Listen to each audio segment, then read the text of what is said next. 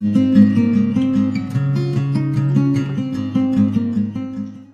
हम इस वीडियो में तत्पुरुष समास को समझेंगे।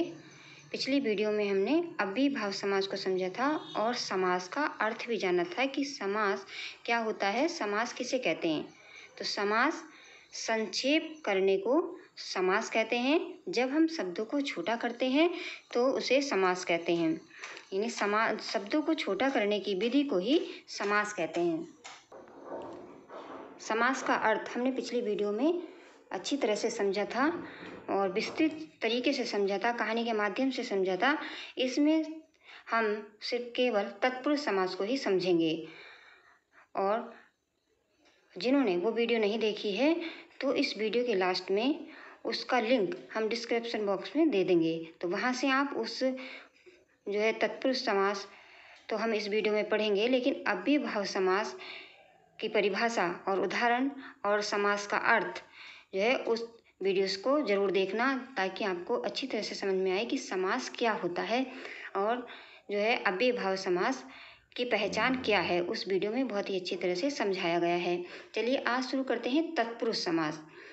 तत्पुरुष समास में दूसरा शब्द प्रधान होता है और पहला शब्द गौण होता है। गौण का अर्थ होता है कि वो मुख्य नहीं होता है। ये गौण शब्द प्रमुख शब्द का विलोम शब्द है। तो तत्पुरुष समास में पहली पहचान क्या है कि इसमें दूसरा जो शब्द होता है वो प्रधान होता है और पहला शब्द गौण होता है। गौण का मतलब और अच्छी तरह से समझो कि गौण वो वस्तु होती है जो इतनी अधिक जो है आवश्यक नहीं होती है, और जो प्रधान का अर्थ है कि वो जो है बहुत ही प्रमुख है, जरूरी है। गौण मतलब कि उसके बिना काम चल जाता है, जैसे कोई होता है कि वो इतना जरूरी नहीं है, और जो प्रधान शब्द है उसका अर्थ होता है कि वो बहुत ही जरूरी है। तो यहाँ पर जो है तत्पुरुष समास में दो शब्द आते हैं, जैसे कि यहाँ पर आया है राजमहल। जैसे यहाँ पर राजमहल शब्द आया है तो राजमहल में जो है दो शब्द हैं। पहला जो इसमें है, पहला है राज और दूसरा है महल। देखिए पहला शब्द इसमें राज है और दूसरा है महल। तो यहाँ पर समझ में आ गया होगा कि देखिए इसमें क्या होता है कि इसकी सबसे अच्छी जो पहचान होती है कि इसमें जो दो शब्द आते हैं। देखिए जैसे राजमहल है, राजमहल में पहला शब्द है राज और दूसरा शब्द है महल। तो पहला शब्द इसमें होगा गौण और जो दूसरा शब्द महल है वो होगा प्रधान, मतलब मुख्य। तो इसका जो विस्तृत रूप बनेगा वो होगा राजा का महल। पहला इसमें जो है विशेषता यही होती है कि इसका दूसरा शब्द प्रधान होता है और पहला शब्द गौण होता है। फिर दूसरी बात इसमें आती है कि पहले शब्द के कारण जो है चिन्ह का लोप करके दोनों शब्दों को मिला दिया जाता है। अब इसमें एक और शब्द आ गया लोप। अब ये लोप क्या होता है बच्चों? लोप शब्द का अर्थ समझ लो, क्योंकि लोप बार बार आएगा और जब आप पढ़ोगे तो कहीं भी लोप शब्द आ सकता है। तो इसमें लोप शब्द का अर्थ समझ लो कि लोप होता क्या है। देखिए कभी कभी क्या होता है कि जैसे रसोई घर में हम कुछ काम कर रहे हैं और लाइट चली जाती है, तो वहाँ पर जो माचिस रखी हुई है, अगर हम उस माचिस को ढूंढ रहे हैं, अब वो नहीं मिल रही है क्योंकि अंधेरा है, वो कहीं रख दी है, लेकिन है रसोई में ही। ऐसा नहीं कि वो रसोई में नहीं है, वो रसोई में रखी हुई है, लेकिन क्या है कि हमें दिख नहीं रही है। तो हम क्या कहेंगे कि माचिस का लोप हो गया। यानी है रसोई में माचिस है लेकिन हमें दिख नहीं रही है।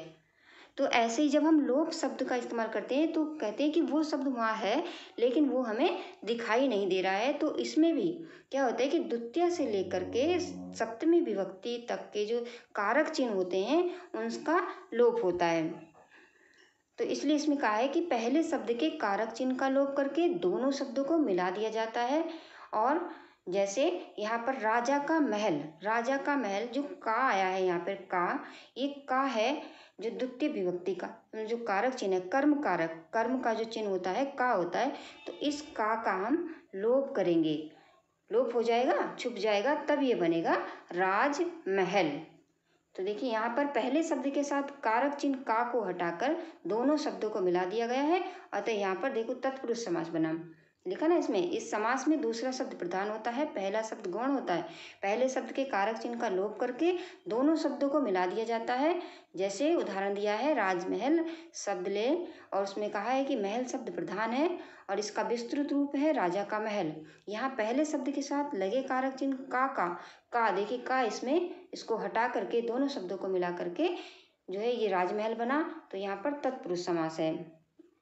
वैसे तो सबको पता ही होगा कि कारक चिन्ह क्या होते हैं, लेकिन अभी हम जब इसमें पढ़ेंगे तो सभी कारक चिन्हों को जो है जान लेंगे कि कारक चिन्ह कौन कौन से होते हैं। देखिए यहाँ पर लिखा हुआ है तत्पुरुष समास की पहचान। तत्पुरुष समास की पहचान के दो नियम हैं कि दूसरा शब्द इसमें क्या होगा, मुख्य होगा, और जो है पहला शब्द इसमें मुख्य नहीं, यानी दूसरा शब्द इसमें गौण होगा।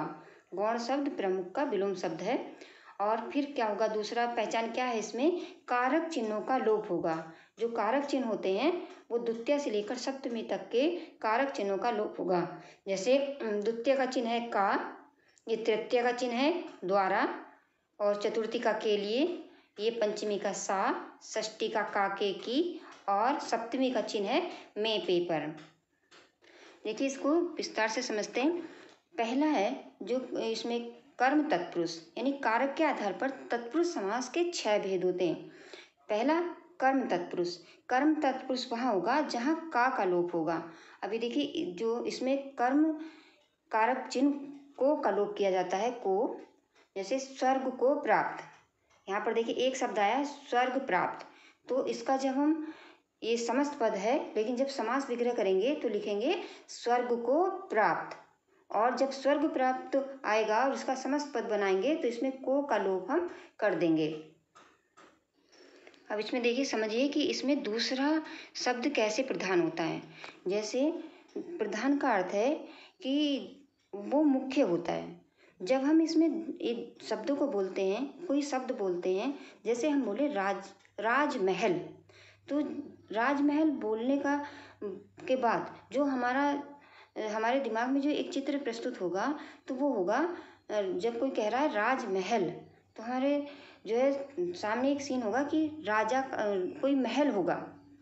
हमारा जो है पूरा फोकस उस पे, जो चित्र है हमारे दिमाग में सामने एक महल का आने लगेगा कि हाँ राजमहल कह रहे हैं तो एक महल होगा, सुंदर सा कोई राजा का महल होगा। अगर हम कहें कि राजपुत्र, तो जब हम राजपुत्र बोलेंगे तो हमारा ध्यान राज पे कम जाएगा, पुत्र पे जाएगा कि राज जो है यहाँ पर किसकी बात हो रही है, कि कोई राजा का बेटा होगा। समझ में आ रही है बच्चों।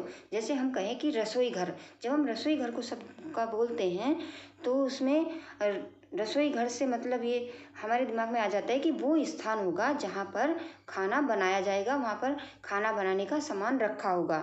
वो घर यानी जो घर है वो कौन सा घर है, जहाँ पर खाना बनाया जा रहा है। तो इसमें जो है जो दूसरा शब्द होता है उसका हमारे सामने जो है चित्र प्रस्तुत हो जाता है हमारे मन में या दिमाग में।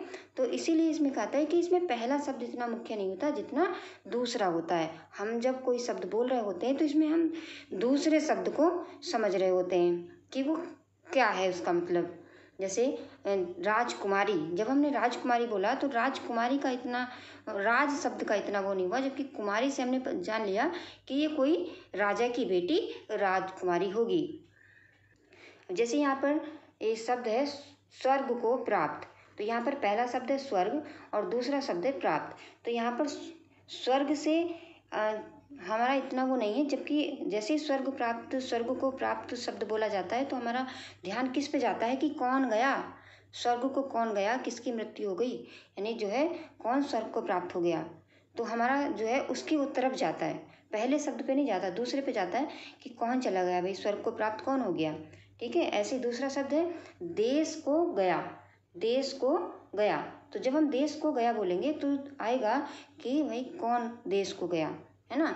तो ये तो हो गया कि कैसे दूसरा शब्द प्रधान होता है। अब इसमें अब जब हम इसका लोप कैसे कर रहे हैं, तो यहाँ पर देखिए को का लोप हुआ और बन गया देशगत। बस इसमें यही समझना है कि अगर को आ रहा है तो इसमें कर्म तत्पुरुष समास है, और जो है बोल कर देख लेते हैं कि इसका क्या अर्थ निकलता है। देशगत यानी देश को गया हुआ, स्वर्ग प्राप्त स्वर्ग को प्राप्त हुआ। या स्वर्ग को प्राप्त। और जब इसका समस्त पद बनाते हैं तो उसका जो ये कारक चिन्ह होता है इसका हम लोप कर देते हैं।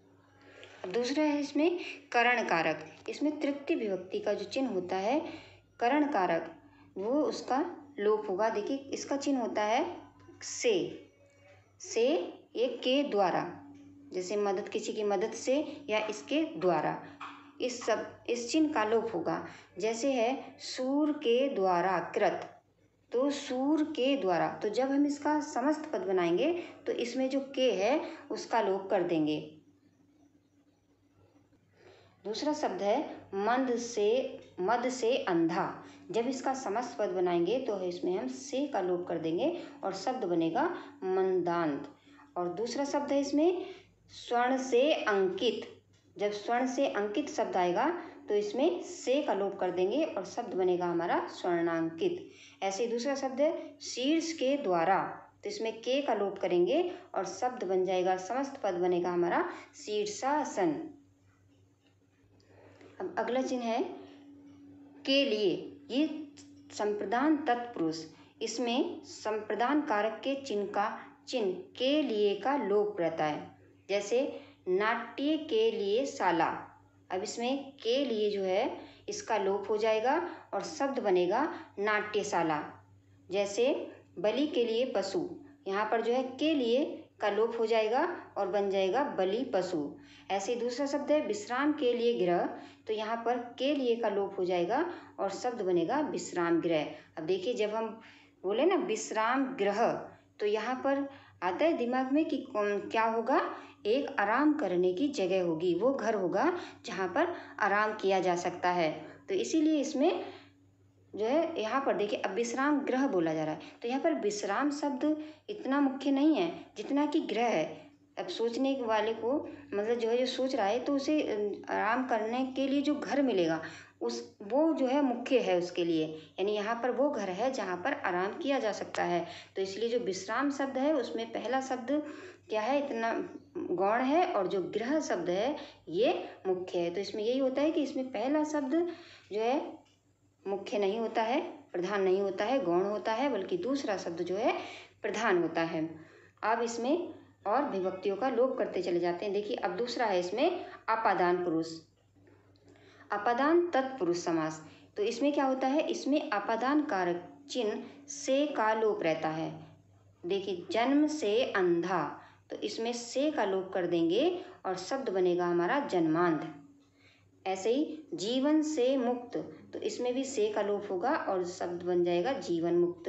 जाति से च्युत, तो यहाँ पर से का लोप हो जाएगा और शब्द बन जाएगा जाति च्युत। ऐसे ही जो है अगला है संबंध तत्पुरुष समास। देखिए संबंध तत्पुरुष समास में क्या है कि इसमें कारक चिन्ह, जो कारक चिन्ह है का के की, इसका लोप हो जाएगा। और जैसे बना है सब देवता का पुत्र, तो इसमें देखिए देवता का लोप होकर शब्द बना देवपुत्र। ऐसे ही राजा का पुत्र, तो इसमें का लोप हुआ और बना राजपुत्र। ऐसे ही विचार के धीन, तो यहाँ पर के का लोप हुआ, शब्द बना विचाराधीन। ऐसे सूर्योदय, का लोप हुआ और बना सूर्योदय। दुर्ग का पति, तो यहाँ पर का लोप हुआ, बना दुर्गपति। इस तरह से जल राशि की का लोप हुआ, बन जाएगा जल की राशि। अब अगला शब्द है इसमें दीपों का आलोक, तो यहाँ पर देखिए का लोप हो रहा है और बन रहा है दीप लोक। इस तरह से अगला है अधिकरण तत्पुरुष समास। इसमें अधिकरण का जो कारक चिन्ह होता है में पे पर, ये होता है, इसका लोप होता है। जैसे नगर में बास, तो इसमें जो है में का लोप हो जाएगा और बन जाएगा नगरवास। ऐसे ही जो है देश में प्रवेश, तो यहाँ पर में का लोप हो रहा है और बन रहा है देश प्रवेश। ऐसे ही विद्या में प्रवीण, तो में का लोप होगा, विद्या प्रवीण शब्द बन जाएगा। अपने पर बीती हुई, पर का लोप होगा और आप बीती शब्द बन जाएगा। अब ये जानेंगे कि जब परीक्षा में ये आएगा लिखने को तो कैसा लिखेंगे। पहले समस्त पद बना लेंगे, फिर समास विग्रह, फिर समास का नाम। अब देखिए जैसे आया परीक्षा में राजमहल, तो उसका समास विग्रह करेंगे राजा का महल, और समास का नाम लिखेंगे तत्पुरुष समास। ठीक है। और अगर जो है ये आता है स्वर्ग प्राप्त, तो उसमें जो चिन्ह है वो लिख देंगे यहाँ पे, स्वर्ग को प्राप्त। और यहाँ पर तत्पुरुष समास, यहाँ पर जैसे नाट्य शास्त्र, नाट्य के लिए शाला, तो यहाँ पर तत्पुरुष समास। सूर्योदय, सूर्य का उदय, तो यहाँ पर तत्पुरुष समास। आप बीती, तो अपने पर बीती, इस तरह से तत्पुरुष समास। देशगत, देश को गया, तत्पुरुष समास। मदांध, मंद से अंधा, तत्पुरुष समास। इस तरह से ये विश्राम गृह है, विश्राम के लिए गृह, तत्पुरुष समास। राजपुत्र, राजा का पुत्र, तत्पुरुष समास। विद्या प्रवीण, विद्या में प्रवेश, तत्पुरुष समास। तो आज हम इस वीडियो में बस इतना ही पढ़ेंगे। अगली वीडियो में पढ़ेंगे कर्मधारय समास। मुझे आशा है कि आप सबको ये समास अच्छी तरह से समझ में आ गया होगा, और इसको समास के अर्थ को जानने के लिए इसकी जो समास के अर्थ की वीडियो है उसको ज़रूर देख लें, क्यों, और इसका डिस्क्रिप्शन बॉक्स में उसका लिंक हम दे देंगे। ठीक है बच्चों, अब जो है अगली वीडियो में हम पढ़ेंगे कर्मधारय समास। तो मुझे आशा है आपको ये समास अच्छी तरह से समझ में आ गया होगा। धन्यवाद।